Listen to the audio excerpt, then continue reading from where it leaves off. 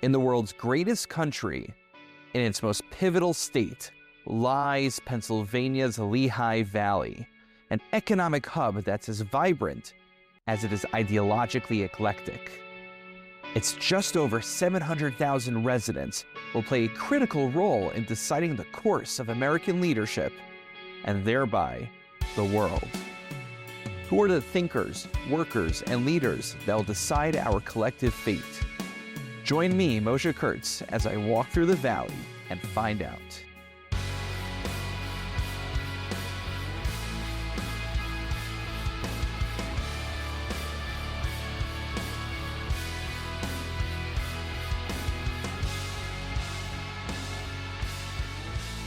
Thank you for joining me today as I walk through the valley with Mr. Lamont McClure, who served on Northampton County's council from 2006 to 2013, and later as its county executive.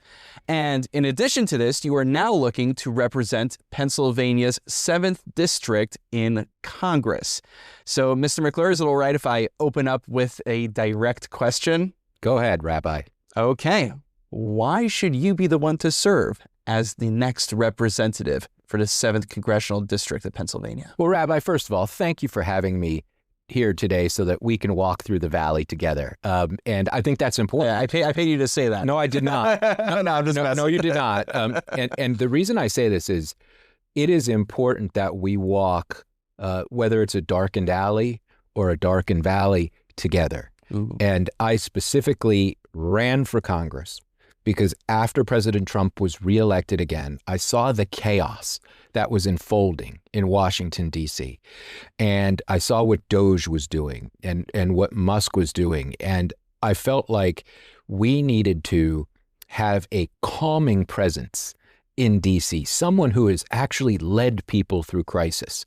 Our affordability issues, groceries, utilities, the costs of healthcare, rent, all of these things are weighing on people. And these are all things that I have tackled at the local level. But like the housing crisis, that is a national problem that cries out for national solutions. And I thought I could bring my local experience, both in governing during a time of crisis, as I did as county executive during the COVID-19 pandemic. And we can talk a little bit more about that if you'd like. But these are the things. I wanted to bring my experience specifically running a government that's essentially $1 billion government. We have a $500 million budget and a more than $500 million pension fund that I was responsible for managing on an annual basis. Additionally, we have nearly 2,000 full and part-time employees, which I was responsible for managing. So I've got a lot of direct experience governing. I wanted to bring all of that to not only this candidacy, but take it to D.C. to work for the people of Pennsylvania 7, the way I have worked for the people of Northampton County for 8 years. And actually more than that, I was on our county council for nearly a decade. Absolutely. So something I appreciate about your resume is that representing the people of the Lehigh Valley is nothing new to you. You've been doing this in Northampton for a while, and it sounds like what you're simply trying to do is expand the constituency that you would be representing and looking after. Is that correct? That's absolutely true. And one thing that I don't think is commonly understood, this congressional district is all of Northampton County, which I've been proud to be the county executive of for the last 8 years, all of Lehigh County. And I just want to say that I'm very proud that the current county executive, Josh Siegel, has endorsed my candidacy, well as the previous county executive, Phil Armstrong, endorsed my candidacy. So I'm very proud of that. I did not see it. Josh has been, Executive Siegel has been making a lot of recommendations and endorsements recently. He's supposed to come on the podcast soon. Listeners, take a note about that. Yes, no, I'm very, very honored to have County Executive Siegel's endorsement. Additionally, and this is the thing that I don't think people know, all of Carbon County is in the district, and I grew up there. I am a 1988 graduate of Weatherly Area High School, which is in Carbon County. My late father was the housing authority director there in that small county for 40 years before he passed away. And my mom was the first woman to be the president of the Weatherly Area School District School Board. So, I grew up in Carbon County. I have roots there.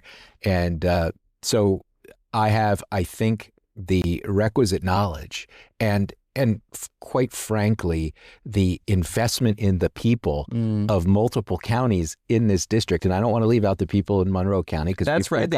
We do have a little bit of a slither of Monroe. Little sliver of Monroe as well. And I'm going to go to D.C. Look, I have a reputation as a fighter for Northampton County. Mm-hmm. And Rabbi, I've talked a lot about fighting like hell for our people, but that's what I do. I'm a fighter, and I can go there and fight for the people of Lehigh County and the people of Carbon County and the people of Northampton County, and for those folks who live in Monroe County as well. Well, Mr. McClure, I like that you went back to your upbringing, and actually I'd like for you to elaborate a little bit more. I like to ask my guests when they come on, did 10-year-old Lamont always imagine that he would one day become county executive and running for Congress? Well, Rabbi, when I was a small child, I think some people might remember me being disputatious or argumentative or loquacious, and I think people always felt the nuns. I started in a Catholic school at St. Nicholas in Weatherly, which is no longer open, but that's where I started school, and I think everyone always thought I'd be an attorney. Which I was by profession. Did I think I would be county executive or run for Congress? No, but what I would like to say about that is, I just talked about my mom and dad. My mom and dad around the kitchen table taught me about the value of public service. They were both public servants in their way. My dad started his career out as the city manager of Scranton. He was a very young man when he was doing this, 26 or 27 years old. And then he was the borough manager of Weatherly before he became the housing authority director in Carbon County. And as I said, my mom was on the school board and then became its first female president. So public service was part and parcel of your upbringing. Yes. And there were two things. One, it was just being in the vicinity of it, right? So sort of taking on that by osmosis, but they preached it and they taught it around the kitchen table. We probably talked about government, politics, service at least once a week. You know, that's really funny. I think a lot of people, they're scared to talk about these issues around the kitchen table. So I wonder, is that a little bit of an anomaly what your family was doing? I don't know. And you often hear with the Bushes, right, that there's a certain noblesse oblige that's attached to their public service. And what I think noblesse oblige means is that because they have been given many great gifts by the country, they owe the country something back. Well, we're not the Bushes. The McClures, the McClures were middle-class folks, right? We didn't have any money. We didn't have Bush-like money. But we still I feel, my wife and I have tried, she's also a public servant, have tried to instill that in ourselves. I want to actually focus on one other element of your upbringing. As a rabbi, whenever I hear religion being invoked, it definitely piques my interest. So you mentioned your Roman Catholic upbringing. And I know that when I went on your campaign website, I quote, it says, "We weren't well-to-do, far from it. My mom and dad had their share of financial hardships. But through it all, they taught me that whatever God-given talent I may have, I have an obligation to use it in the service of others as well as myself." So whenever I see the word God get invoked, it doesn't get as much use these days, I find, in the public arena. What does God mean to you? And does your Roman Catholic upbringing inform your public service in any way, or do you see them as two separate arenas? Well, Rabbi, that's a lot to unpack. These are big existential questions. I think I can break it down for you, though, in a way that we could get it into however much time we have for today's interview. Rabbi, I think a couple of things.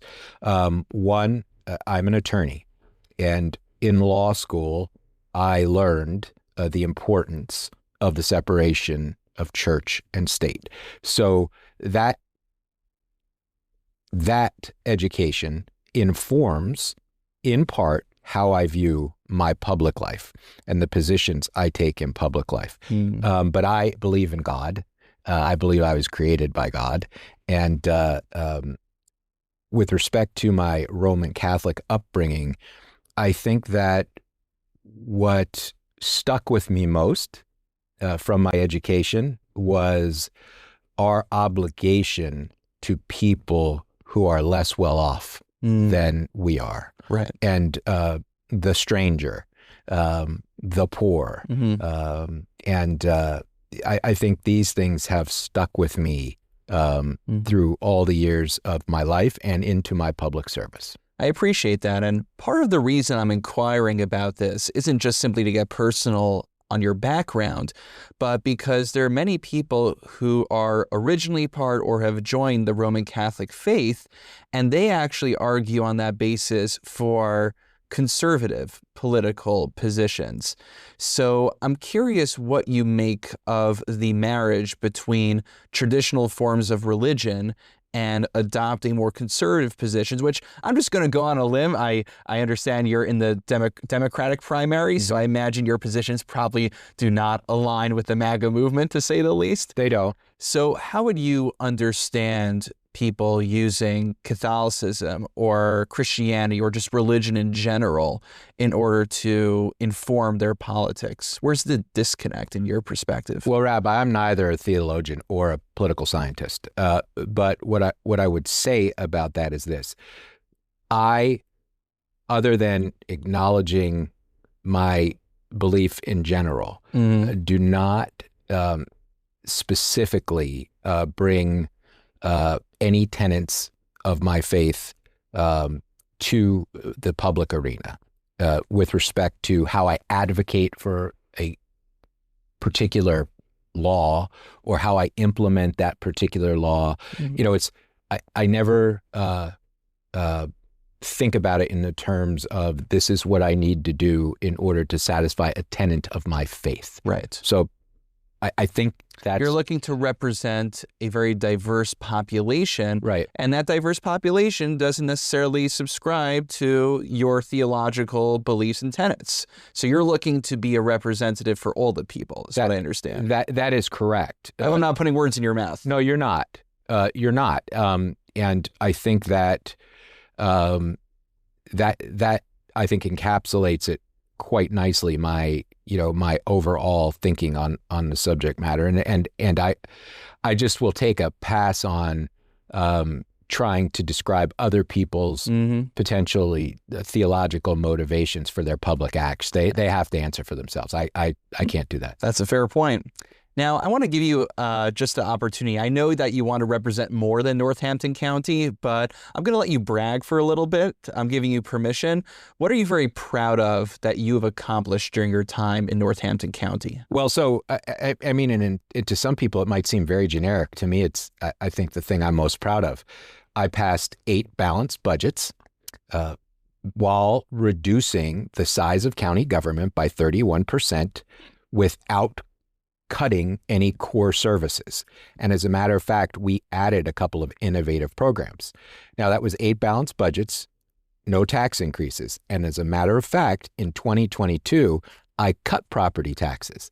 That cut in property taxes has saved the middle-class people of Northampton County $25 million and counting to date. So I'm very proud of that. I'm also very proud of the fact that we invested $25 million in farmland, open space, and environmentally sensitive land preservation. That leveraged tens of millions more dollars from the Commonwealth and the federal government. Additionally, as I was leaving county executive after serving 8 years in Northampton County, we had just preserved our 20,000th acre of farmland. We had just preserved 3,800 acres of open space and environmentally sensitive land. And just in my 8 years as county executive, we created 4 new county parks. I'm really proud of that. And finally, I think the thing that I'm most proud of throughout my county government service, and this goes back to my nearly decade of service on Northampton County Council, is keeping Graysdale, the largest nursing home under one roof in the Commonwealth of Pennsylvania, county-owned and county-operated. 15 years ago or so now, one of my predecessors wanted to sell Graysdale to a for-profit corporation. And I led the fight to oppose that sale. And we won that fight. And to this day, I was on county council then, and to this day, Graysdale is still county owned and operated. Yeah. And I'm very proud of that. And as county executive, I had to lead Graysdale through the COVID-19 pandemic. And as your listeners will know, the COVID-19 pandemic most adversely affected nursing homes. Yes. Long-term care facilities were where COVID did its worst damage. And we had to manage that. We had to keep it open. We even had to call in the National Guard at one point to help us keep the largest nursing home under one roof in the Commonwealth open. I kept it open through that. And it's still a county home to this day. Now, Graysdale, and I'm very proud of this. I come from New York. I was in New York and Connecticut during COVID. So, yes, we saw firsthand, unfortunately, just how terrible it was there. You watched that tragedy unfold, and it was a tragedy. It didn't have to happen, but that's probably another podcast. But I'm very proud of the fact that to this day it's still county owned. And some people go, "Oh, Graysdale has its challenges." Well, yes, it does, but let me explain why and why it always will. There are about 500 souls living there now, and they're all on Medicaid. That's all they have. Wow. There's no private insurance. It's just Medicaid. So it's Medicaid only. So these people, generally speaking, are the folks with the least amount of resources, the least among us financially in the population. So if the government abdicates their responsibility, then these people are just homeless. Yes. So that's why I fought so hard to keep it. And so because it's Medicaid only, that's all the money we ever get. Oh. Right? So it makes it financially challenging to keep it county owned. Right. The other thing is we have some of the, I think people with some of the most serious dementia and Alzheimer's conditions. So because of the population and how we get paid, Graysdale will always have difficulties. But the fact of the matter is, those are 500 souls who would have absolutely nowhere else to go. They get wonderful, loving care there, and I'm so deeply proud of that. So you wanted me to brag, there I go. There you go. And I think that ties back into what you were talking about, your religious upbringing and how that instilled in you the imperative to care for the needy and for those who have no one else caring for them. So that's an excellent example. Well, and then if we could go back and tie that back, there is a strain of the fact of the matter that the Moravians gave us that land, that Graysdale, they may have sold it to us, but it wasn't for much. They essentially gave it to us. And that, of course, has a religious context as well, a little bit of one, and also is always in the back of my mind. Absolutely. And your successor, Tara Zrinski, Executive Zrinski, she's a Moravian, I believe, as well. And I think she's trying to follow in that tradition. We're going to have her on as well. Great. I'm giving away a lot of secrets today to our listeners. I want to ask another question, which is, we've been talking about your experience as a county executive, but what you're looking to do is to shift over to the legislative branch, albeit on the federal level. So how do you find that your experience as an executive will translate into Congress? And what are you looking to accomplish in that capacity? Well, I think, Rabbi, the answer to your question is, right now, it is my judgment that we are in a crisis, that our democratic values are being eroded, and that our economy is being degraded. And I have experience managing crisis, specifically during COVID-19. One of the facets of life that was so severely impacted by that pandemic was small businesses, because we were social distancing, we were shutting down, we were staying at home, we weren't spending money in small businesses. And 50% of us work for small businesses. So it's the backbone of the Lehigh Valley economy. And my idea was to put $25 million, grant $25 million to small businesses during the height of the COVID-19 pandemic so that they could survive the pandemic financially. And then on the other side of the pandemic, thrive. So we did that. And then my good friend and supporter, Phil Armstrong, did the same thing in Lehigh County, which meant that $50 million got into the hands of small businesses in the Lehigh Valley to help them survive. And now they're thriving. And I believe one of the reasons the Lehigh Valley's economy has been so resilient is because Phil and I did that during the pandemic. So I can take that kind of innovative leadership to DC and apply it to the various issues that we're facing right now. That's excellent. Now, I'm curious, when you are not busy, I mean, obviously you're campaigning 24/7 right now, but when you do get a chance to breathe, what do you enjoy doing recreationally around the Lehigh Valley? So, there are a couple things. I think this question, what do I do for fun? Well, one of the things I do is I like to spend time with my wife and our dog, Bridgewater. We go to county parks in Northampton County mostly. Louise Moore is not too far from our house. Sandy and I also like to try and find shows that we can both watch and then binge them. Yeah. What shows do you guys find common ground on? It's kind of funny. I've seen it before. She hasn't. We're watching Mad Men together. We just finished The Night Agent. I'm sure you're not, Rabbi, interested in all of our TV. Well, my wife tries to pull me into these sitcoms like Superstore, Parks and Recreation. I don't know if you've ever seen that one. I'm familiar with Park and I did not know even what a city council was when I first started watching it. So my entire understanding of municipal governance is basically it's basically colored by watching Parks and Recreation. I'm actually told, I was in Allentown City Hall, and one of the women who works for the mayor's office said, yeah, that's about right, actually. It's pretty accurate. No comment. Smart man. So you guys find some TV shows, hopefully, to get together. And I like to play golf. I'm not very good at it, but I like to play. Oh, you have to teach me sometime. Yep, that would be my pleasure. Okay, excellent.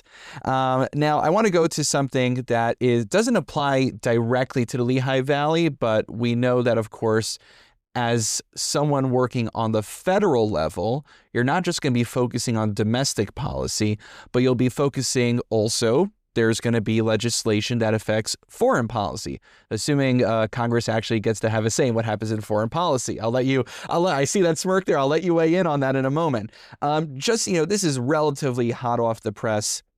First, before I get into it, I did want to thank you. I do follow you on Facebook, by the way. And there was an attack on a synagogue in Michigan. I appreciated the statement that you made about that. And I also know that you have to make comments sometimes about what's going on beyond our borders. And currently, at the time of recording, it's toward the end of March. We are still in, I don't know if I'm allowed to call it a war or some sort of military conflict. You could give me the right language with Iran. We are still sort of maybe supporting Ukraine versus Russia. And there's all sorts of, more subtle geopolitical conflicts, maybe with Taiwan coming up in the future as well. We hope not, but 2027 is what we're told. Now, a member of the administration, Joe Kent, who was the director of National Counterterrorism Center from a very short stint of 2025 to 2026, he resigned from the current administration. And his basic contention was that we had no business getting into this war with Iran. And I'm just curious, I want to understand your perspective on the current conflict, but I also want to just use it as an opportunity to understand what your general foreign policy is for the United States. So let me start with the attack on the synagogue. I have been for many years now deeply concerned about the rise of anti-Semitism here at home. Mm-hmm. And so it is easy for me to speak out about these kinds of atrocities and attempted atrocities because it is unacceptable for anyone to be targeted for their faith, mm-hmm. for their ethnicity. That is beneath the greatness of America. And the Jewish folks in particular have a special place in my heart, Rabbi. And forgive me for telling the long story, but my dad's dad was killed on Okinawa. My dad in World War II. So my dad never knew him. He was raised by his mother alone. And some point when he was a teenager, my grandmother got what they called in those days consumption. She had tuberculosis. And she had to go to a sanitarium. That's because that's what you did in those days to get cured and to heal and not infect other people. Because as you know, tuberculosis is highly infectious and deadly. It can be deadly. So she's in a sanitarium and there's no one to take my dad except my grandmother's sister, who had married a Jewish fellow in New Jersey, Uncle Joe. And Uncle Joe took my dad in. Wow. And my dad had no male role models until Uncle Joe took him in his early teenage years. Wow. And my father always imparted to me the importance in his life of Uncle Joe. And I, as I grew and became a man and looked back, understood, because remember, my dad grows up without a dad. Right. And I'm wondering, well, who were my father's role models to be a man? And Uncle Joe was one of his primary, well, he didn't just take the kid in, right? And feed him and put a roof over his head and shelter him. He taught him how to be a man through example. And I'm sure he, probably talked with him about things as well. So this has always stuck with me and been important to me. I know that it potentially sounds like, oh, I have a friend, that kind of criticism, but it's more than that. I appreciate that. It was really a part of my father's life, and he shared that with me. So I've always, this has always been very important to me. Wow, that's really poignant. So you want to talk about a little bit about foreign policy? Well, I am absolutely 100% in support of Ukraine's defense against the unlawful invasion that Putin and Russia continue to this day, 4 years later. I think we need to do everything absent our own boots on the ground to defend Ukraine and to defend its sovereignty. And I think Russian aggression needs to be opposed where we find it. With respect to Mr. Kent's point of view, I haven't read or listened to what he's been saying, except as you've described it here today. And I would just simply say this, as you I think in your question did point out, Congress has failed to demonstrate that it is a co-equal branch of government with respect to the great issues of war and peace. In particular, President Trump calls this a war, right? If it's a war, that needs to be declared by Congress. America cannot go to war, but for a declaration. I think it's Article 1, Section 8, Clause 11. So you've spoken like a true lawyer. That's where Congress's power to declare war derives. So it's not a war because it's not declared. The president can call it whatever he wants, but call it a special military operation. But there is also the War Powers Act, which was H.R. I think 454, which was passed in 1973 originally. I think it's been amended since then, and Congress isn't availing itself of that either. So this co-equal branch of government that either via the Constitution or a statute that they promulgated, which has been tested in the courts and is still good law, they're not using any of their power to get the president to describe to us what are the objectives of his war in Iran. What are the means to achieve those objectives? And what does a stable peace look like? So these are the kinds of things now, and if I were in Congress now, I would be calling on the president to do. Explain to the American people, explain to Congress, explain to our allies who you want to help open up the Strait of Hormuz. What are our objectives? How do we achieve them? And what does a stable peace look like? Yes. And he hasn't done any of that. So that would be my reflection on Mr. Kent's remarks. I appreciate it. And as the potential representative for the 7th Congressional District here in Pennsylvania and the Lehigh Valley, you're going to be representing a very purple area. And that means that your vote in Congress could be very consequential. So I know that you are running as a Democrat, but would you see yourself as kind of, aligned on every single issue with the Democrat Party? Or can you see instances in policy where you might be willing to put your foot down and buck the norms? Well, first of all, to your point, Rabbi, there is a lot of frustration even inside the Democratic Party with our national leadership. Oh, really? That's a thing, yes. However, I'm a Democrat. I'm proud to be a Democrat. I've always been a Democrat. 18 years old, I registered as a Democrat. It's not true of everybody in this race. The fact of the matter is, and I've lived almost my entire life in this district, also not true of everybody in this race. But I acknowledge that once elected, we represent everybody. So during my entire decade, almost decade of service on county council, or my 8 years as county executive in Northampton County, we never once asked anybody who called us, emailed us, texted us, who had a problem, what their party was. We did not care. I don't care if you're a registered Republican. If I'm your representative in Congress, I'm going to help you with whatever particular issue you have. That's my job. I don't care if you're an independent or you're not registered to vote at all. It's my job to serve you. Once elected, I must serve all of the people. And that includes, and I'm not ducking the question, that includes taking into account the opinions of other people that you might not necessarily agree with, Rabbi, as you make your final decisions, as you cast your votes. And I'll give you an example. We talked about my tax cutting earlier. I was going to say, it sounded a little fiscally conservative. Yeah, it is. And it is, I think I'm naturally inclined that way.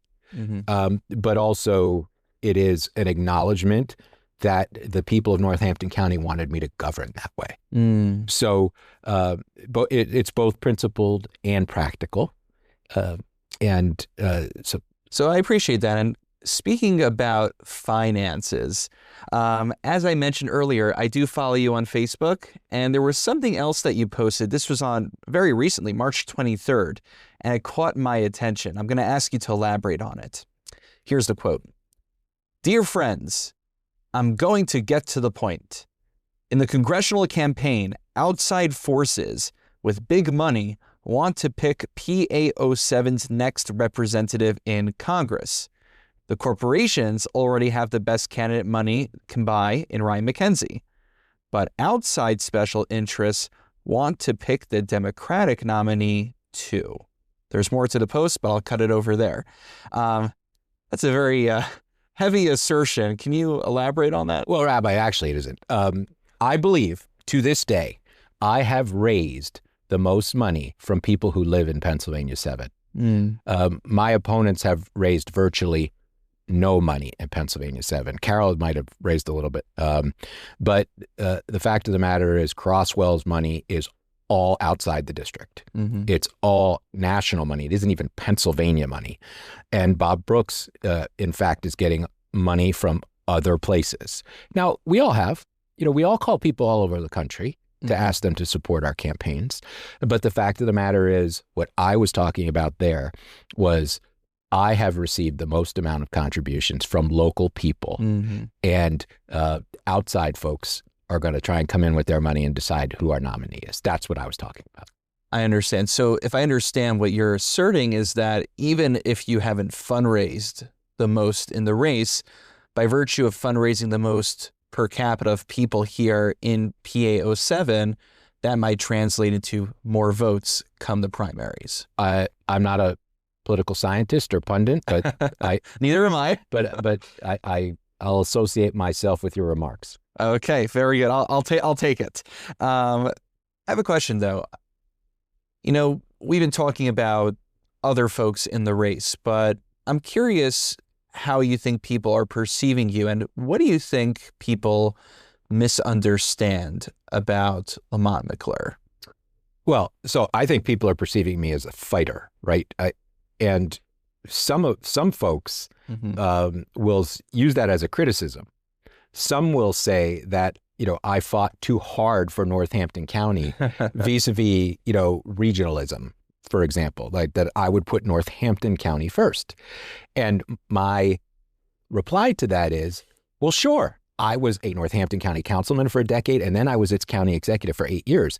It was my job to put them first. The people of Northampton County had to come first. But this very criticism that you have of me of fighting too hard for them, that's what I'm going to do for the whole PA-07. That's what I'm going to do for Lehigh County. That's what I'm going to do for Carbon County. That's what I'm going to do for Monroe County. I'm going to fight like Hades for them the way I fought for Northampton County. So I think maybe there's a little misunderstanding there. The people in Lehigh County can be assured, and that's probably why Josh Siegel and Phil Armstrong are for me, because they know that I'm going to go down there and fight just as hard for Allentown as I would for Easton, fight just as hard for Lower Macungie as I would for Upper Mount Bethel Township. I mean, I think they know that, and that's why they're for me. So your argument is that if we were sitting here where we are currently in Allentown and we're like looking at Northampton County saying, oh, I'm kind of like, jealous over here. Why is the executive putting his county's needs before ours? You're going to say, wait a minute. Now I'm going to do exactly what I did there, but for you guys as well. Yes. So that's okay. That's a good argument. I'll hand that to you. I'm going to ask you a question that I think trips up a lot of people, which is, we've been talking about affirmative reasons of why you and the Democrat Party are the right decision at this time. But I always like to, maybe I'm a little bit too rosy and a little bit too optimistic, but I like to think of us as a United States of America. And so even if, you're on the blue team and the blue team vociferously disagrees with the red team, are there any redeeming qualities or things that the folks in the Republican Party are doing that you admire, that you think the Democrat Party, your party, could learn from? So this country was founded in part, as a tax revolt. and we tend to forget that. Yeah, it was, and it's in our DNA. It's in our collective civic DNA, if you will. Mm-hmm. And I think the Republicans do a good job of reminding us of that. So that's the answer to that question. So you admire the fiscal conservatism? Well, I don't think that's fiscal conservatism. And right now, they, I believe, are in charge of the whole government, and our debt and deficit have never been higher. So, I mean, I don't know that they're wearing the mantle of fiscal conservatism right now. What I'm saying is that we have not always, in the Democratic Party, messaged effectively with respect to our sense that the middle class needs a tax break. Mm-hmm. The middle class needs a tax cut. And that's what I tried to do in 2022. I tried to cut property taxes for the middle class, and I did. Mm. And it saved them $25 million so far. So that's my answer. Excellent. And now for the final question. This is your closing statement. I like to ask everybody this question these days. In a few months' time, we will be marking the 250th anniversary of the United States of America. What does it mean to you? Oh, I'm filled with such deep pride when I think about how fortunate I was to be born into the greatest country the world has ever known. And I still believe that. Look, do I know we have challenges right now? We sure do.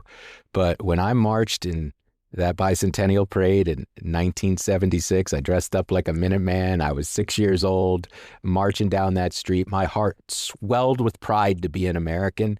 It will again this year. Do I think we need to change course? Do I think we need to contend with the corruption that we're seeing in D.C. right now? Do I think we need to save our democratic institutions and rescue our economy? Yeah, I absolutely do. But I'm not giving up on America. I actually believe, and I believe this, America's best days are ahead of her. My wife and I have a 21-year-old, and I watched him and his friends grow up. And I always marveled at them, and I always said to myself, if we can just hold this together for them, things are going to be just fine. And that's what I'm doing. I'm holding it together for my kid and your kids, and that is really what is motivating me. That if you want to know what my modus operandi is right now, that's what it is, holding this all together. And so the 250th anniversary just, makes me, I think, even more determined to not only, save our institutions, save our economy, but to make them better for these kids who are coming after us. That's it. excellent message to conclude on. Mr. Lamont McClure, thank you for your time, and I appreciate you joining me as I walk through the valley. It's a pleasure, but thank you, Rabbi.